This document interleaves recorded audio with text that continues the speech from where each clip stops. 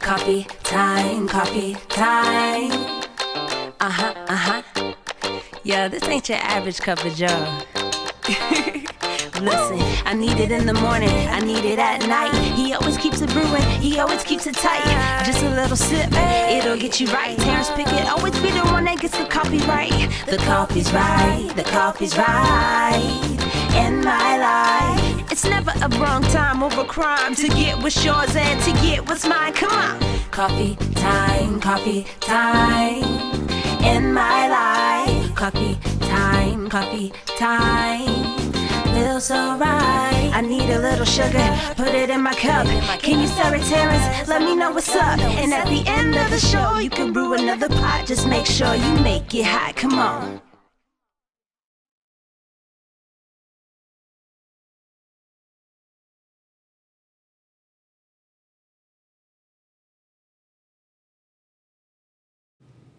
Good morning, everybody, and to everybody, a good morning. How are you all doing this morning? How's everybody? Can you hear me okay? Once you get on, please say something to me so I know that you are there. I want to be able to see you, talk to you at least.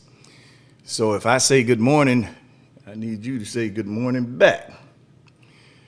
Just helps me know that I'm not here by myself.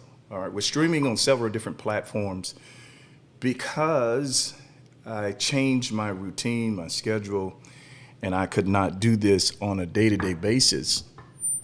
What that does, believe it or not, it changes the algorithm of Facebook. When the algorithm changes, the audience that you used to have, you no longer have, and you have to kind of start building back over again, which is not a problem for me. However, what helps me build, if you would invite somebody to this live, if you would share this live, it increases the algorithm. So when I go on, you automatically get the alerts. So I need you this morning, if you will, please, ma'am, please, sir, share this live and invite somebody on to the live. We're going to be talking about the emasculated man. All this week, we've been talking about relationships, male and female, or whatever your relationship is. We're talking about relationships. There's a book that I have coming out on relationships in the fall. In addition to that, the book signing, the book release is going to be centered around or centered in a conference, a relationship conference. I think we need to get back to having relationship talks. I think we need to get back to focusing on being healthy and having conversations on what that looks like in an ever-changing world. Our world, believe it or not, whether you agree or disagree, we are under a new world order. COVID did that. The 5K network, 4G, all that stuff together combined, war, a new president, new world order, new world leaders. And believe it or not, things are shifting before our eyes. Things are happening before our eyes. We're in a generation now of AI, which is artificial intelligence. And one of the things that's so imperative, if you don't understand that the more we live, the more we grow, the more we know, the more technology we have, the more it changes how the mind works and what the mind is able to do. Technology can help us, but it can also ruin us. One of the things that technology has done, it's given us the ability to reach more people faster, but it's also taken away the human element, the human touch, the human motion, because everything we do now is through emails, Zoom, text messages, and where it used to be, in order to keep the human touch, in order to keep some level of compassion that comes with humanity, we would meet up for lunch. We go to family reunions. Now everything's done through technology, and as a result of that, we are slowly but surely losing the human touch, which affects us psychologically. because psychologically, because people are no longer where they were, we cannot respond and deal with them according to the past. We have to understand where the world is now, where technology is now, and we have to deal with them and technology as it is appropriate. So with that being the case, I need your help. These relationships talks, I believe, are necessary. So good morning. I am Delta.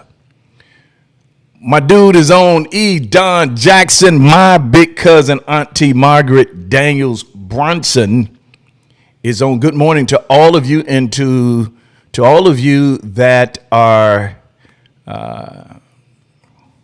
here, but maybe have not had the opportunity to see exactly what Coffee Time is about. You're about to find out, and I'm glad to have you. I'm thankful that all of you would take the time out of your morning schedules just to holler at your boy, just to hear what Coffee Time has to say. And I think this morning is going to be, it's going to be epic. We're talking about the emasculated man. The emasculated man. One of the chapters in the book, when we talk about the emasculated man, I'm really going into detail as to how the man has lost his masculinity, which has compromised his ability. I'm going to say that again. The man has lost his, because the man has been emasculated, he has lost his ability. His skill, how he thinks, how he moves, who he is, the tone for that has been set by the culture. In our church for the last 8-9 weeks, I've been on a series, The Kingdom versus the Culture is not going away. And we're talking about what God intended and what is. What God intended and what is. And one of the things that I know for example, that God intended, He never intended the man to live beneath where he placed him. So today we're going to be talking about the emasculated man. And let me read to you one of the chapters of the book when we deal with the emasculated man. Latasha Holsey, what's up, lady? It's my girl.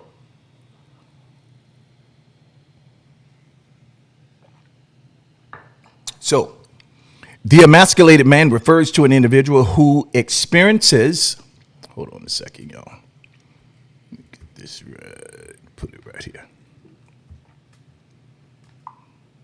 All right. The emasculated man refers to an individual who experiences a loss or diminishing of their masculine qualities, attributes, or power, often resulting in a sense of inadequacy or diminished self-esteem. This term is commonly used to describe a man who feels stripped of his traditional society roles, expectations, or dominance, leading to a perceived lack of control or authority in various aspects of life. That's the definition of emasculated. All right. The concept of emasculation is rooted in societal norms and expectations surrounding masculinities. These norms often dictate that men should possess qualities such as physical strength, emotional resilience, assertiveness, and financial success.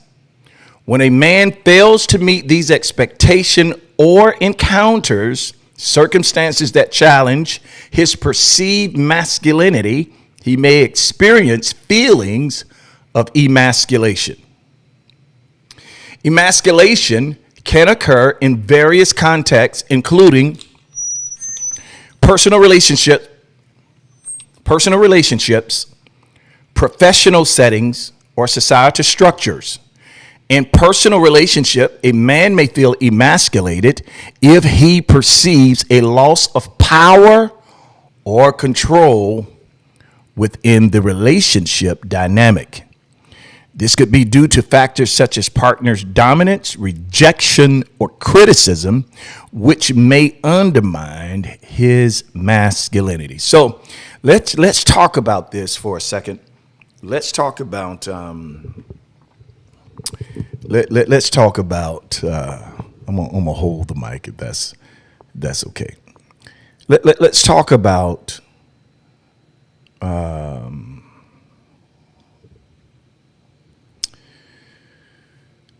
let's talk about where masculinity comes from.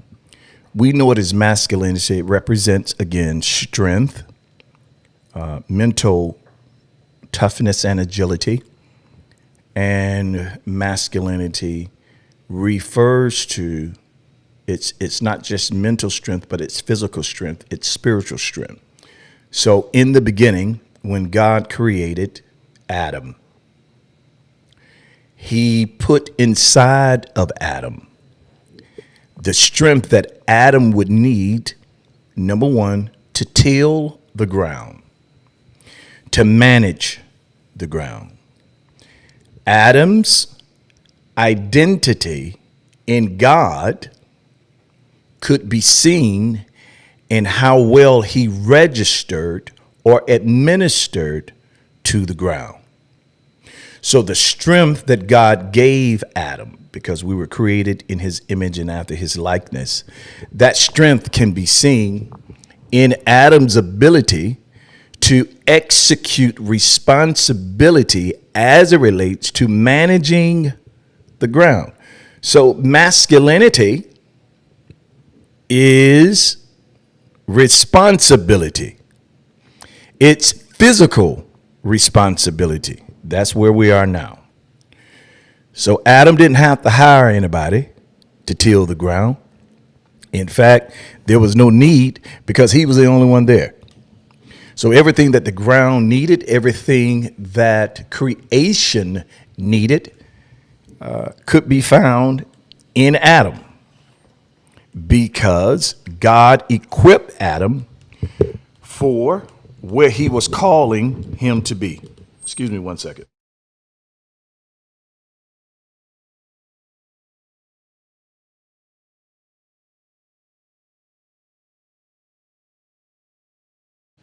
So if you're taking notes this morning, the first thing that you need to know is that everything that Adam needed, he was equipped with because God gave him. Adam not only managed the grounds, but he named every animal.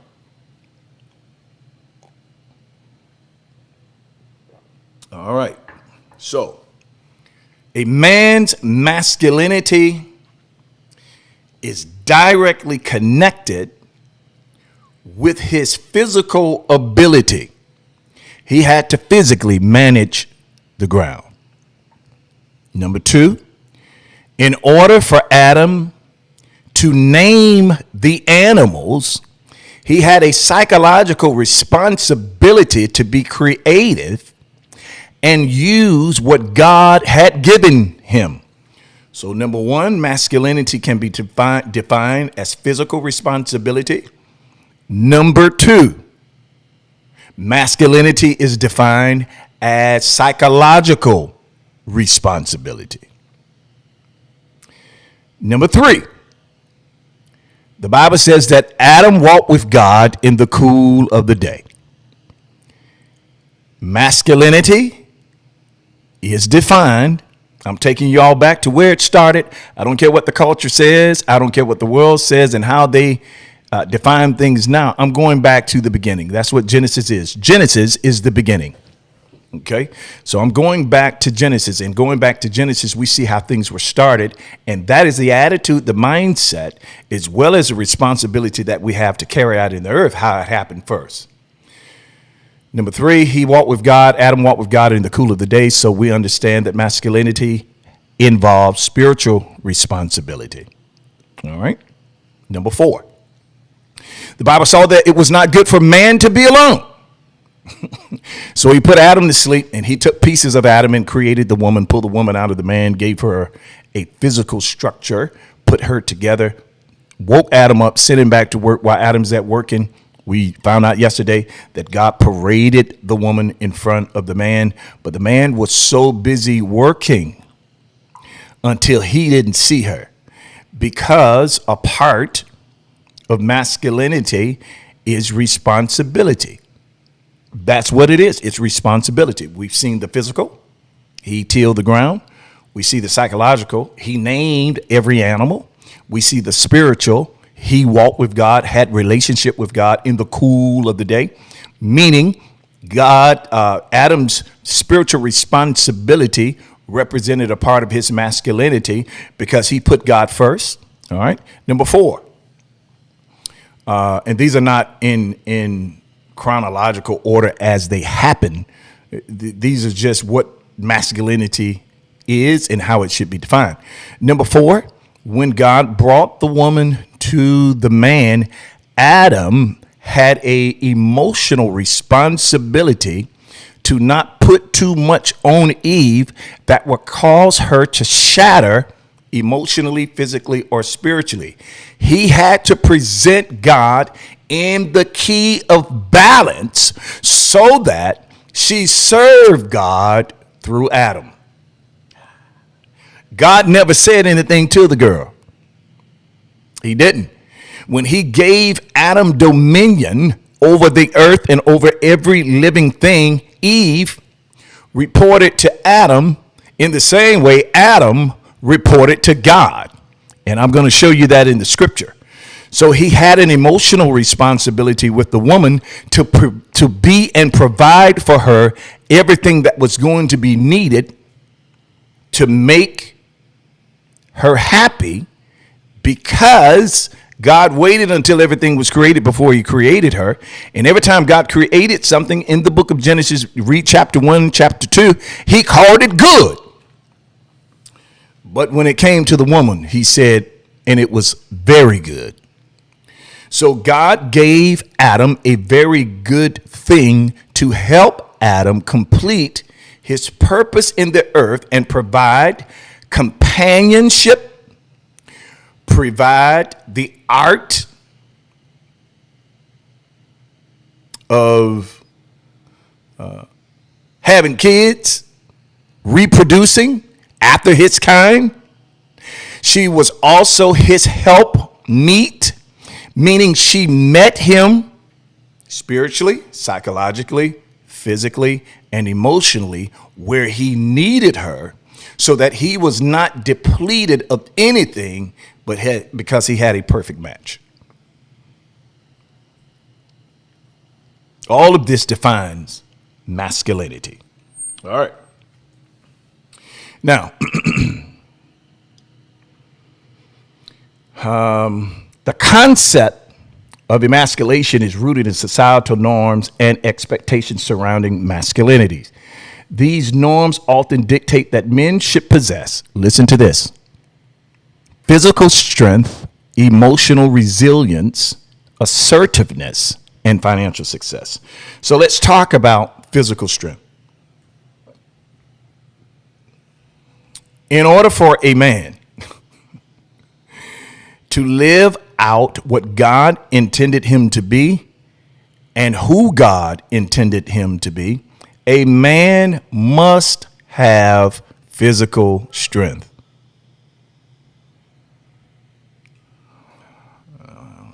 I'm not getting no amens from this side, so let me try the other side of this live. In order for a man to be a man, there are some things that God deliberately put in him and caused his masculinity to come forth. One of those things is physical strength. Now, the woman should not be stronger than the man. My cousin is on this morning. Y'all give it up for my cousin Abigail Dixon Zanders. Wrong button, sorry, cuz.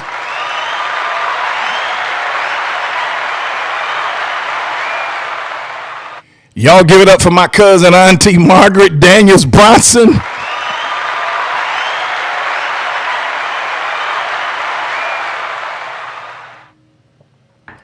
And last but not least, give it up for yourself.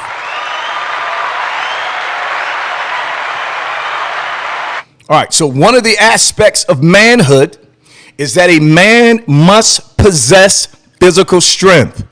I really believe we as brothers have to challenge each other to stay in the gym and make sure that our health is our priority, because purpose means nothing if you don't have a body to carry it out, because the body is the instrument and tool that God uses to accomplish his will in the earth, and he does it, one of the ways that he does it is through physical strength.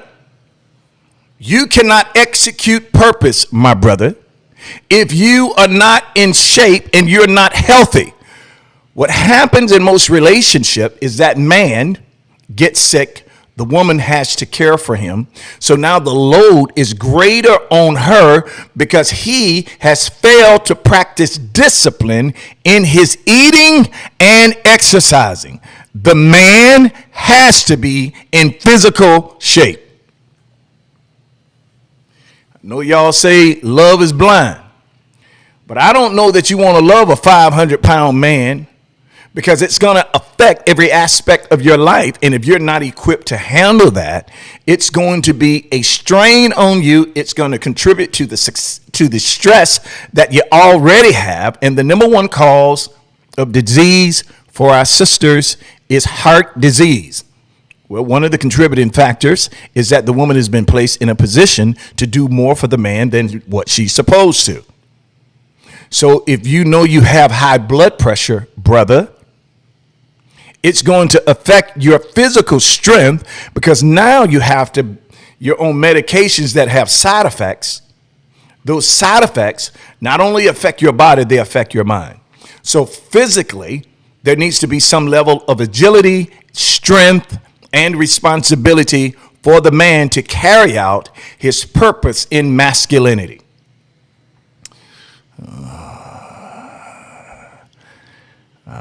Right? The next thing for the man is emotional resilience. Oh, Lord. Emotional resilience. It's real quiet on this live. Emotional resilience. What does that mean? The problem with the modern day man is he lives with his thumb in his mouth. He's too sensitive. He gets offended quickly, and he does not have the emotional resilience to hold his emotional intelligence together long enough for the woman to even grab a thought. Because before you know it, he's breaking down, and here are the ways that he breaks down. He breaks down emotionally by closing his mouth and not communicating with the girl on what's important to him.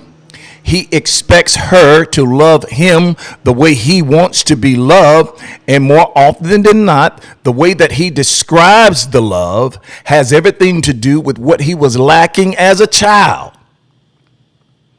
The way he describes how he wants to be loved has everything to do with what he didn't get in previous relationships.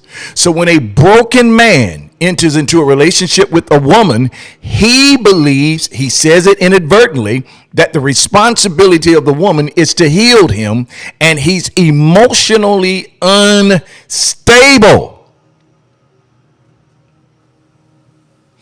It's nothing worse than hearing a man whine. Bruh, figure it out.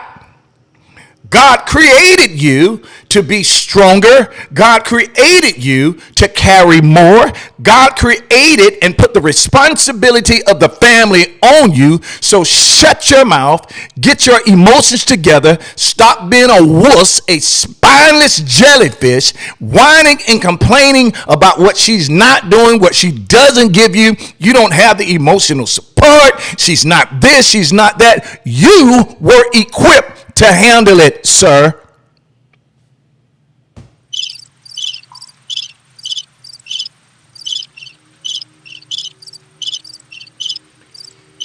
Get your raggedy emotions together. It is not the man's responsibility to cry on the woman. It's the man's responsibility to care for the woman.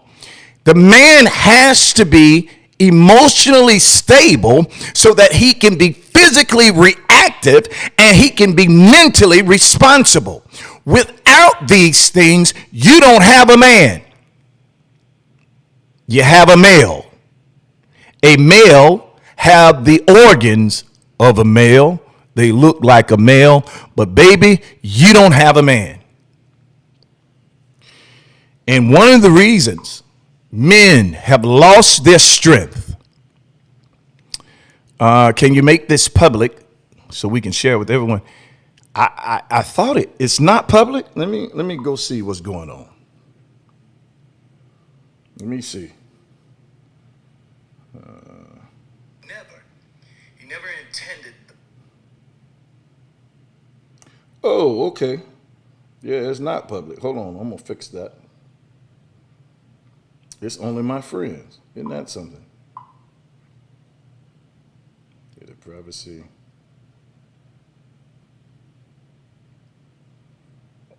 All right, I just made it public.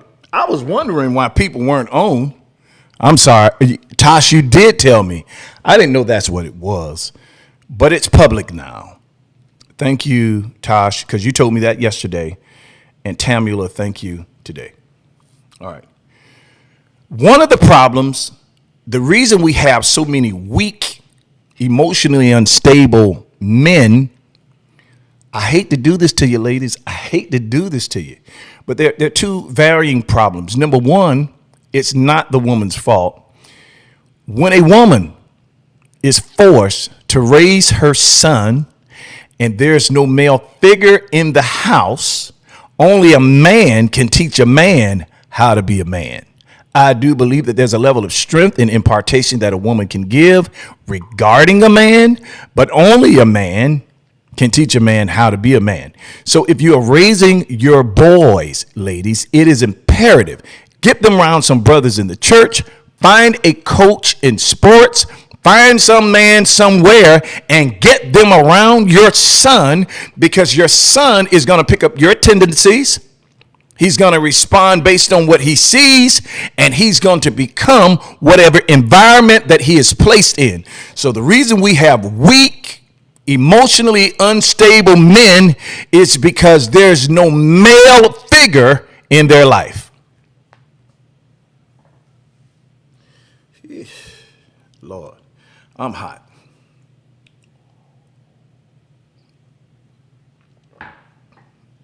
Your children are going to become what they see. So number one, there's no male figure in their life. You don't have to be dating the man, ladies. You don't. There are some men, if you have boys and you need help with them boys, bring them to my coffee shop. Bring them to our church. I will make sure I spend time with them. Yeah, I have a heavy, hectic schedule, but there are things that I can create for them young boys so they can see what a man is and they not respond as emotionally unstable males because they've not had a positive male figure in their life. That's number one. Number two, the reason we have emotionally unstable, weak, spineless men is because now boys are being raised with a PlayStation. I know you bought it for Christmas because you wanted to bless them. And here's the other. You bought it for Christmas. You wanted to bless them. That's what they wanted. So they spend time now playing games and not building their strength. We used to go outside and play. One of the things, this is why I love having my family on my live, because they can back up what I'm saying. We were not allowed to play in the house. They sent us outside to play. When I would go home to Quincy, Florida, I never forget, one spring, I believe it was during spring break, but we had a surprise birthday party for my mother missionary, Sarah Hall Moore. And I stayed with my Uncle Jeff and my Auntie Abby. I stayed there the whole week. And my cousins, Abigail, Nikki, Step, they were girls in every sense of the word, but they were tough. Let me tell you where some of that toughness came from. They lived in the country, number one. They lived in the country. They stayed outside, and they had a level of strength. Listen, I got women in my family stronger than some of the men I see. And it's because we created the PlayStation man. So now he's able to think quickly and sharply when it comes to technology, but he doesn't have enough strength to take out the trash, and whines when you try to put responsibility on him because he was raised with a PlayStation.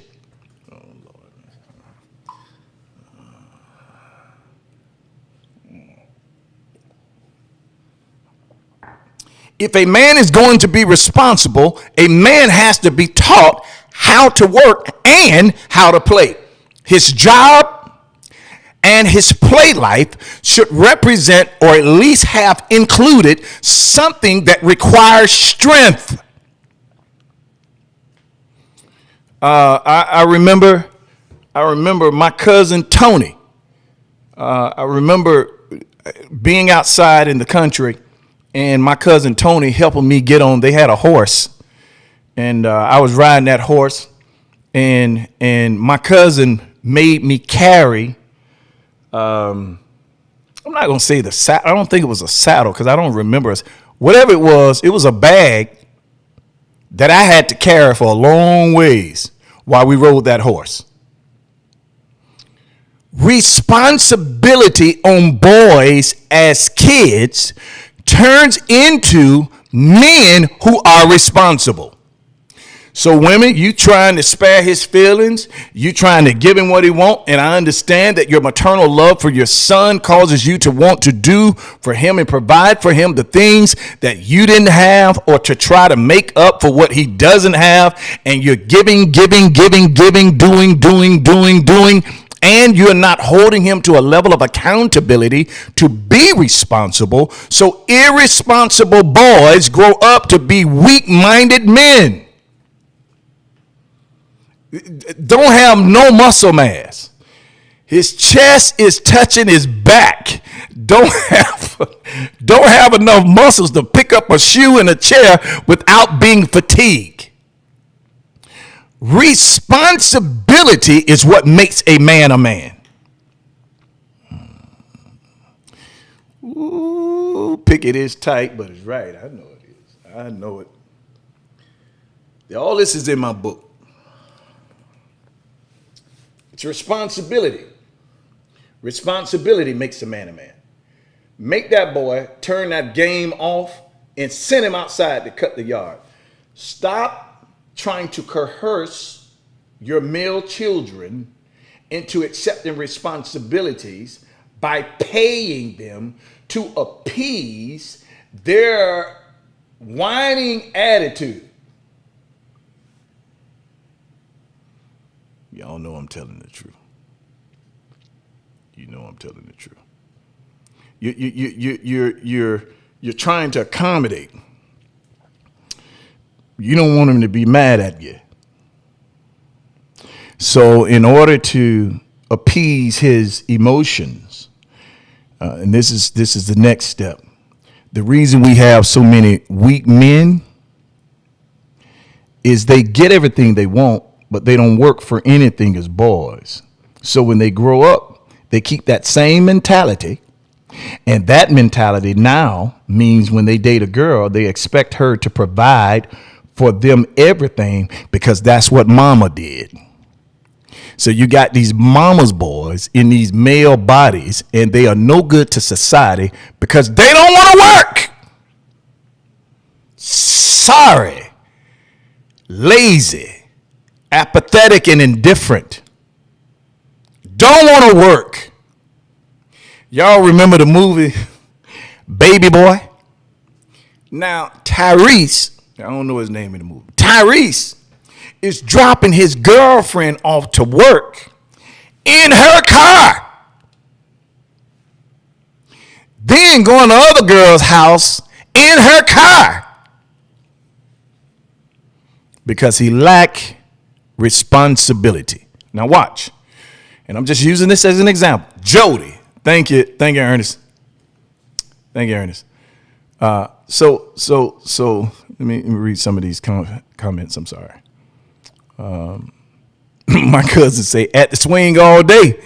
You dog on the right. My cousin auntie say, chores, duties. Chores, duties were defined and had to be done daily before any playtime. There were consequences if there were not. That's right. You had a checklist of things that you had to get done before you could play or do anything. So Jody, driving his girlfriend off, driving her car, she's going to work, he's in the streets. And then when Jody's mama's boyfriend came in, he asked Jody, you want some eggs?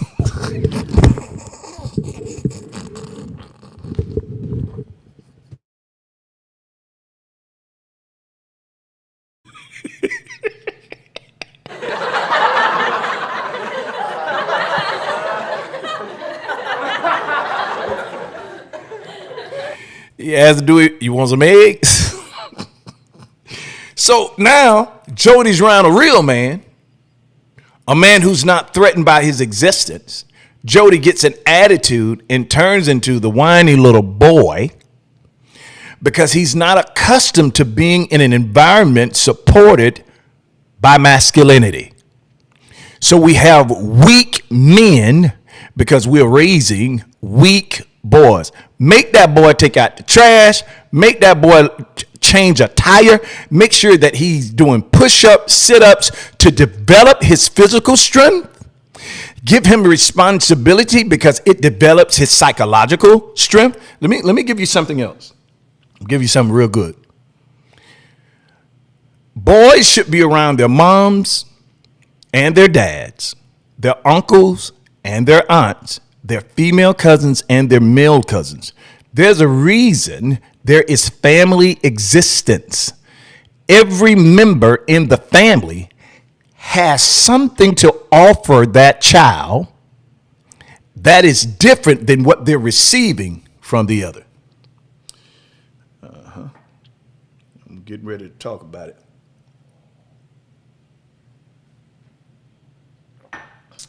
I don't know if my memory is a gift,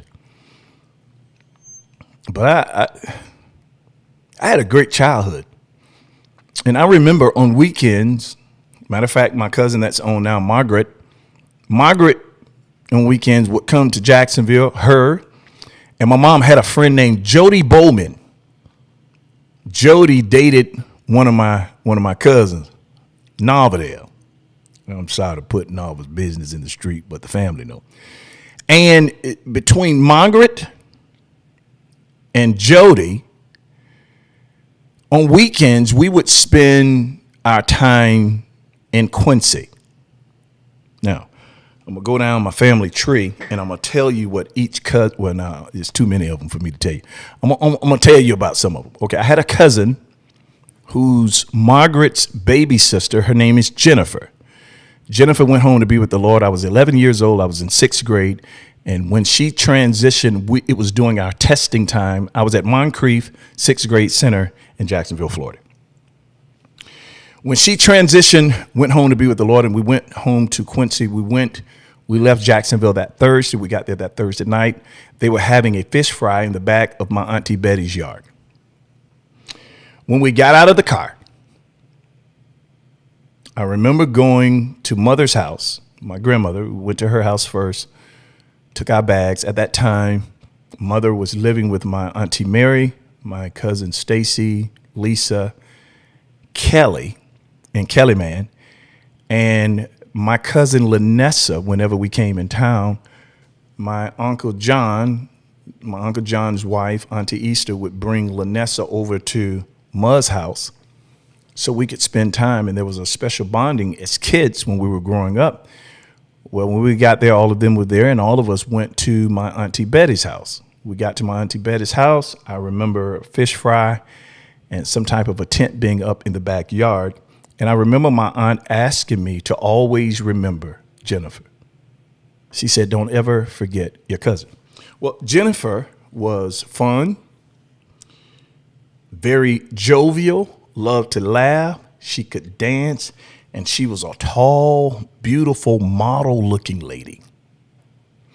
Growing up, at times, Jennifer had to keep us. And one of the things that Jennifer did is she made it fun for us, but she didn't play with us. Whatever she told us to do, we had to do it. What did that do to me as a kid? It marked me. One of the things that my family didn't play, and that was you were not going to be disrespectful to anyone older than you. This is why to this day, like Margaret, because she's so much older, at one time she tried to make us call her auntie. She wouldn't answer unless we called her auntie. Well, a lot of our cousins became our aunties. And they were cousins because as kids, we were not allowed to call adults by their first name. That is heritage. But let me tell you what it did to me. It made an indelible mark in my life to always be respectful for older people. One of the things these weak boys are missing is they don't respect nobody. This is why the murder rate is so high, because everybody's looking for respect the wrong way. We had to respect those that were older than us. And I don't care if they were your cousin or not. Abigail kept us too. We had to respect her.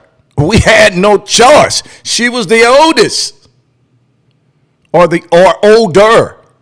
My mom, in some regard, is the auntie to a lot of her cousins. Why? Because she was older. My auntie Mary, which is my grandmother's youngest daughter, is just 1 year older than my mom. They were raised like sisters. I had an uncle named Gerald, and Gerald was older than my auntie Mary and older than my mom. We could not disrespect anybody that had rule over us. I remember staying at Ma's house, my grandmother's house, and, Auntie Mary and my mom, they go to Tallahassee, leave us at the house. Kelly Man was in the military at this time, and at our house, it was Lisa. Ma was there, but she stayed in her room for the most part. Would come out sometime. But it was Lisa, Stacy, Katrina, myself, Renee. Kelly Man was in the military. Lisa was only 1 year older than us, but she was left in charge. And because she was in charge, even though there was only a 1 year differential between she and I, she was the same age, if I'm not mistaken, as Renee. She still had rule. So it taught us how to respect people, no matter what the age was. This is why a lot of men have a hard time keeping jobs, because they don't have the qualities of respect for those who have rule over them or who have authority over them. And they feel in order for you to tell me something, you need to be older than me. And that's absolutely ridiculous. Leadership is a position that can be filled by the old and the young. It has more to do with how mature you are, how psychologically responsible you are, than what age you are. So we're raising a generation, or we're living in a generation of men who do not respect women because when they were kids, somebody didn't make them behave. Now you cross the line if you want to.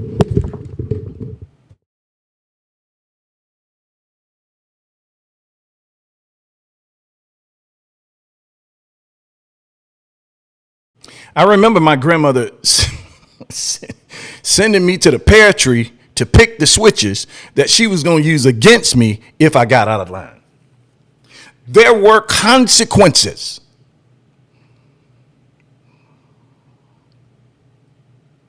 So the reason the world is out of control is that when the kids are in the house, we are no longer raising them. We are appeasing them. We give them what they want when they want, and they think what they want when they want it is the way that life is supposed to be lived. So now when they get older, whoever they're with, they put the responsibility on them now to provide for them the way the mama and the daddy did. So they're irresponsible. Irresponsible. And there's nothing anybody can tell them. They cry, they whine. I've never seen such weak men. Weak, sorry, just sorry. Won't work. 9 o'clock in the morning and you in the bed. Get your narrow behind up and go try and find something to do. Because listen to this. The execution of work, when a man puts his ability and he invests his ability in something that causes him to work, his masculinity expands.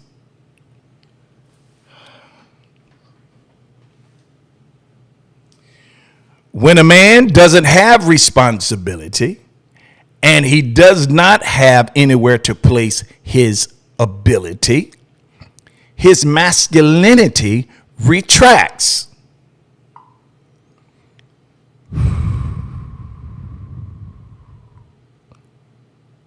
So now, when the masculinity is demasculated, what should have been strength turns into weakness, and it causes the man to question his identity. And any man who is not sure of himself, anything that he puts his hands to, he's going to be insecure in. So now he is looking for affirmation, reformation, and confirmation through his identity, but he's seeking validation from the wrong source. So now he's walking around with the gun talking about how much of a man he is. He explodes in anger and talks about how much of a man he is. He uses his strength against the woman. He turns stuff over. He hitting stuff. He's grabbing her inappropriately, trying to express his manhood. But here is the issue. He's not a man because he has no security in his identity. So he questioned everything he is, and it's easy to blow up than to be mature and talk things out.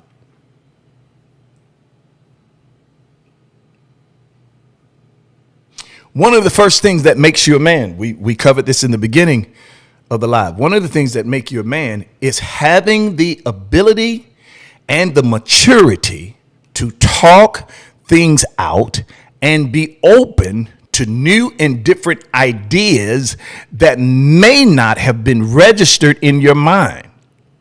That's called mental accountability.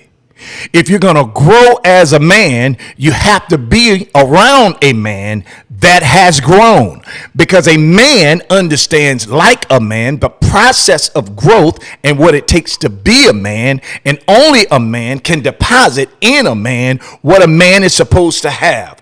But when we don't have men who are responsible, when we don't have men who are accountable, when we don't have men that will work and stop whining, we raise a generation of punks. And now we have to appease what I call this man child, because he ain't a man. We have to appease this man child by the woman holding and embodying her emotions within herself. She is about to explode because she doesn't have a vent. She doesn't have a way to release herself because she's too busy trying to take care of a grown man who's emotionally unstable and don't have a doggone job.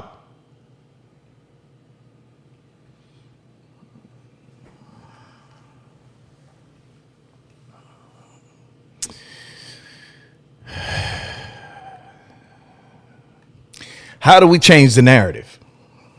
I'm glad you asked. I'm glad you asked. If you want a stronger man, you've got to get strong men around that man. And let me help you out.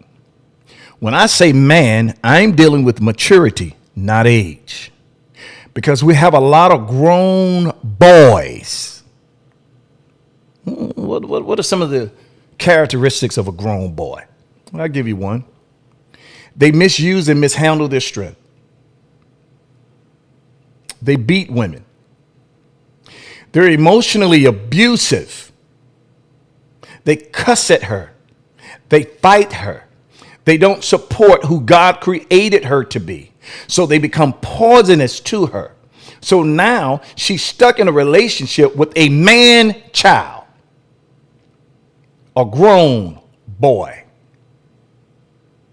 a boy full of insecurities and have no mental agility. He has no strength physically or mentally. So he is laying around waiting for her to lift him. And this is why every time something goes wrong, he never owns up to responsibility. He finds a way to blame her for his insecurities.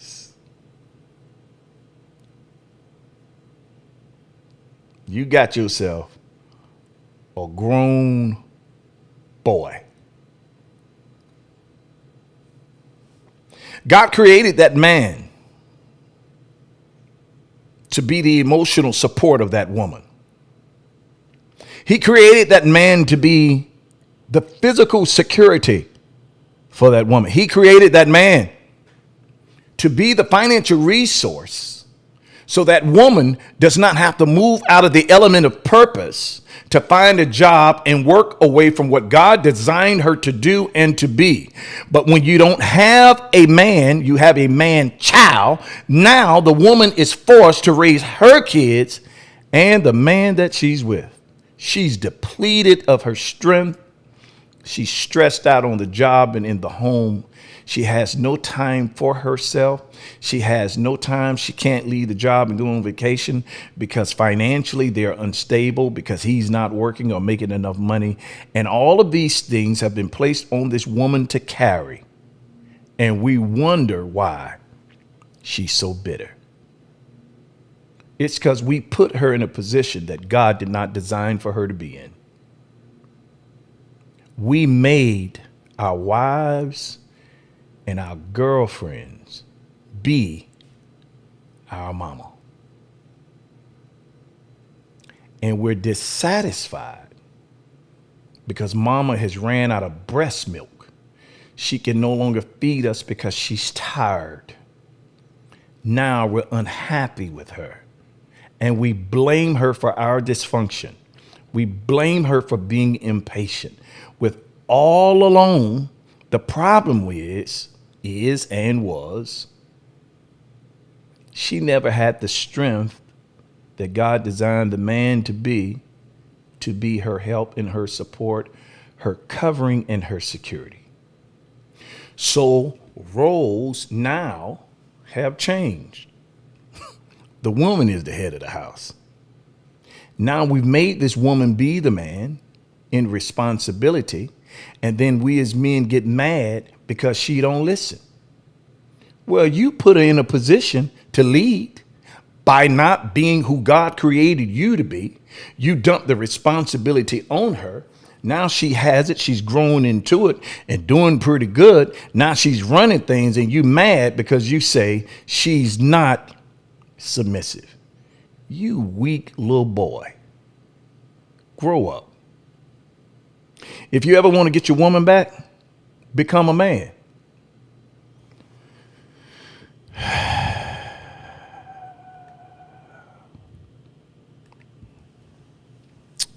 So,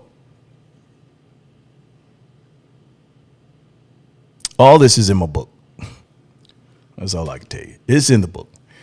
And when we do this conference, this workshop on relationships, the reason we're doing it is you can't reach a man until you touch his mind. If you touch a man's mind, you can change his behavior. If you touch a woman's emotions, you can change her position. When the man and the woman is in the right position of being whole, then they can help heal each other. That's coffee time this morning. Thank you all so much. I so appreciate you. Don't forget our mentoring project that we're going to be taking young men and young women. We're going to be mentoring them in the Duval County Public Schools. We're going to be going in, teaching them life skills, teaching them some of the same principles I'm discussing this morning. We are having a back to school giveaway. We're going to provide grocery, book bag, and everything that child needs through our Encounter Life Community Center. And in order to do that and do that successfully, as I stated before, it takes money. I do not like having to ask for money every week, or even I don't want you to ever believe that it's about money. It's in order to do the work that God's called us to do. It takes money, and you know, closed mouths don't get fed. So I'm gonna always ask if you don't mind to contribute something to our cause. My Cash App is in the comments. It's $ sponsor coffee time. Listen, you were born to win, predestined to succeed. There's nothing that can happen to you today that the wisdom on the inside of you cannot handle. You got to calm down, slow down, use emotional intelligence, trust God, and let wisdom speak. When wisdom speak, you will always win. You all go have a productive day. And remember, there's always hope for the man. Once he gets around a man, he can learn how to be a man and take on man responsibilities and help change a generation. Have a productive day, and always remember to think higher. Speak life. I love y'all. Thanks for showing up as you always do. We'll see you tomorrow for the conclusion of the whole matter. Peace out.